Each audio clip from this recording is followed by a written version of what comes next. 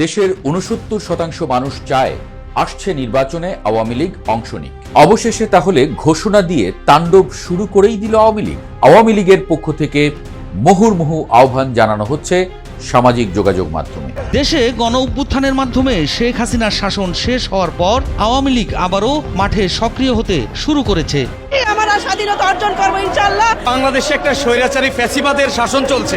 আমি আপনাকে চিনতে পারি নাই, আমার আগে আপনাকে হাসিনা চিনেছে।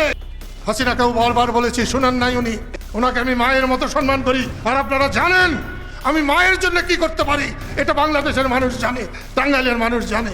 শেখ হাসিনা দেশ ত্যাগের পর আওয়ামী নেতাকর্মীদের উপর করা হয় অমানবিক নির্যাতন, হামলা, মামলা, নৈরাজ্য। এত কিছুর পরেও হঠাৎ গর্জে উঠেছে আওয়ামী লীগ। কেননা আওয়ামী লীগের হাল ধরেছেন বঙ্গবীর কাদের সিদ্দিকী।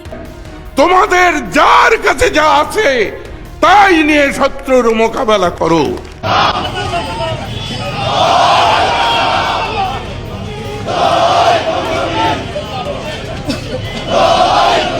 এদিকে ১৬ ডিসেম্বরকে কেন্দ্র করে রণসাজে সেজে উঠেছে আওয়ামী নেতাকর্মীরা। রাজনৈতিক বিশ্লেষকদের মতে আওয়ামী লীগকে ইউনূস দমাতে পারবে না। ছাত্রলীগের সঙ্গে পারছি না। আমরা আওয়ামী লীগের লোকজন দেখলে আমাদের দাঁতে পাটি লেগে যায়, থর থর করে দাঁত কাঁপতে থাকে, হাঁটু কাঁপতে থাকে, কাপড় চোপড়ের অবস্থা ঠিকঠাক থাকে না। তো সেখানে পিটার ডিহাস আগায় আসছে।